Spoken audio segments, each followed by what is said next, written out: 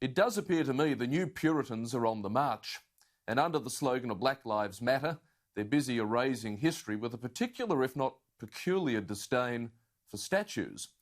Now, at first it was Confederate generals, slave owners and sugar barons, but believe me, by the time this mob are done, very few born before the 1960s, immortalised in bronze, will remain standing. Even the Puritans of old, such as Oliver Cromwell, are in their crosshairs, and whilst radicals sweep through the US armed with spray cans and angle grinders, over in Britain, a hit list has been compiled with dozens of unacceptable statues earmarked for the axe. Sir Francis Drake, Cecil Rhodes, Nancy Astor, even the founder of the Boy Scouts looks doomed. You see, Puritan logic says if we topple the statues of these very dead personalities, we'll finally convert our public squares into a safe space for generation triggered, sparing them forever of an off-chance encounter with a bronzed bloke who might have done things or held views we'd find unacceptable today. Now, this is the same shallow and brutish logic that drove the Taliban to blow up the Bamiyan Buddhas and ISIS to destroy classical museum collections, and such cultural vandalism was roundly criticised in the West at the time. But encouraged by an obvious lack of spine among Western leadership today, the new Puritans have sensed no one's going to stand in their way as the self-appointed cultural editors-in-chief. So as we watch these revisionist locusts go from statue to statue, plaque to plaque, now even movie to movie, devouring all that whets their insatiable appetite, we're left to ask, I think, one very important question, namely, where is all this heading?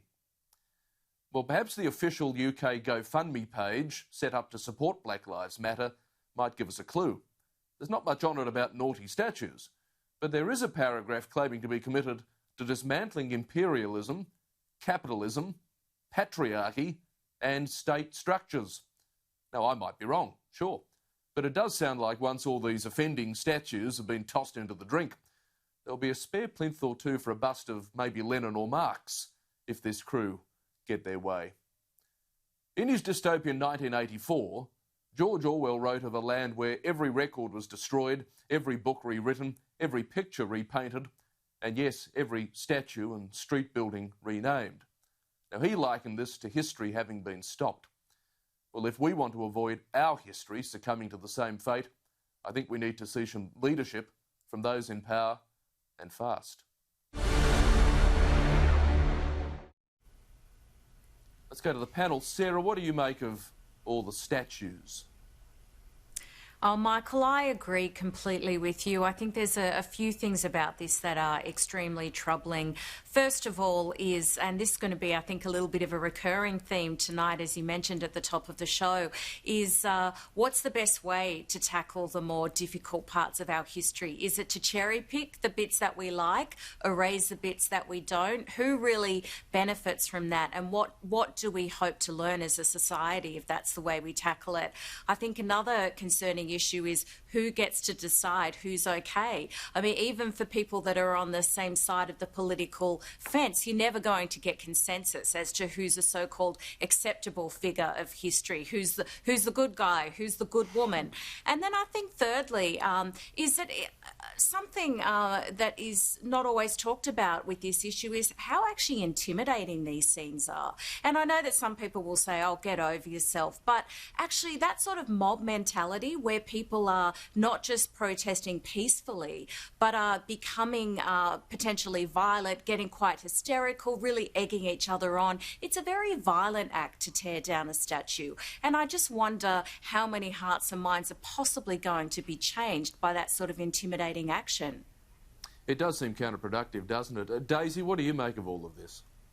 Well, I love the point you made, Sarah, about how intimidating all of this and what's this actually going to do to change hearts and minds. And the answer is absolutely nothing. I mean, nobody ever inspired anyone to do good or to change their mind by screaming at them and tearing down statues and private property. I mean, all that does is terrify people and drive them further and further away from you. And certainly if we notice Donald Trump's commentary on all of this situation in America, he's using it very much to his advantage politically by labelling it the radical left, Antifa, etc. They're playing absolutely right into his hands, certainly in the context of American politics, because they are just terrifying your average voter with their actions. And it does absolutely nothing meaningful to address their supposed concerns. And look, the George Floyd protests, the peaceful ones, were founded on the truest of causes, something that I totally support. What happened to George Floyd was horrifying, absolutely horrifying. I think we can all agree that police brutality is something, and racism is something that absolutely needs to be called out. But it stopped being about George Floyd sort of within 24 hours and became sort of this opportunistic power grab from these left-wing aggressive radicals to sort of tear down the fabric of society as they know it. And they are perfectly happy to admit that they are radicals, they are anarcho-communists, and that they are happy to use violence and destruction of property in order to achieve their ends. I mean, in Seattle, for goodness sake, they've established an entire, what they call the Capitol Hill Autonomous Zone, which is territory in the middle of the city they've claimed for themselves that the cops have simply abandoned. So none of this is actually going to address racism. If anything, it could make racial tensions even worse. And I just don't know how this is going to end. As Michael said, where is all this heading? Now, Jenna, if I can ask you, you're over there in the West. Of course, here in the East, the old Captain Cook statue in Hyde Park seems to be a perennial target for the spray can. But in the West, have they got some interior decorators in action there as well? Yeah, we do, Michael. On Friday, Captain James Sterling, there's a bronze statue of him in the city, was vandalised, but vandalised with he's holding a book and he's vandalised with the Aboriginal flag, was spray painted on that book. Disgustingly, we had a Greens Senator, Jordan Steele-John, tweet out the other day, sort of egging on the protesters that were pulling down statues over East and over in Europe and things like that, that he listed a name of prominent West Australians that he would like to see destroyed if this does carry on. And I popped down to the Black Lives Matter rally in Perth yesterday, where about 10,000 people gathered to hear stories of horrible crimes against racism and things like that. But then also there was one sort of dissenting voice that did take the stage and basically called for these statues to be torn down. And unfortunately, there was quite a bit of a fever dream when people started cheering. But I think these scenes are just, they're not disturbing. I think they're just absolutely ludicrous. It's kind of like a Bachelor of Arts tutorial for bogans. Like, you see these people trying to have, like a conversation around what statue of history means to them. And I think rather than tearing all of these things down, let's put more up. I mean, here in Perth, we don't really have a great public art system. There's kind of lacking in the sense of creativity over here. So I would love to see more stories from our history to be erected, so we can learn more from both sides of the history books, as opposed to just one side that appears to be sanitised for just one section of the community. Yeah, that's a good point, isn't it, Sarah? I mean, but what is it about statues that seems to... This is what I don't quite understand. I mean, I know they're a symbol and they're there as some sort of permanent thing, but they can't talk, they're inanimate.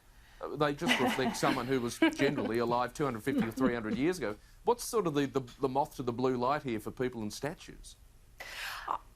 Well, I mean, I'm sure the other panellists might have a few theories, but I think one of them is simply the theatre of it, Michael. I think you're talking about a lot of these protesters are, from Generation Woke, but also from Generation Social Media, and they're probably looking for things that play very well in those forums, and I think it's just the drama of it, and it's that sort of easy fix. As Daisy said, really all it's doing is playing into the hands, ultimately, of someone like Donald Trump. I mean, this is an issue that potentially, along with coronavirus, has the potential to end his presidency, but not as long as we've got these own goals, preserving him from any real accountability. But I think Jenna makes a really good point. I mean, because to be devil's advocate for a minute, obviously some people have said, well, what is wrong with reviewing history? I mean, very few of us could deny that it has traditionally been dominated and documented by white men, and that often the role in history played by people of colour and women is overlooked. And I think that's a really legitimate point.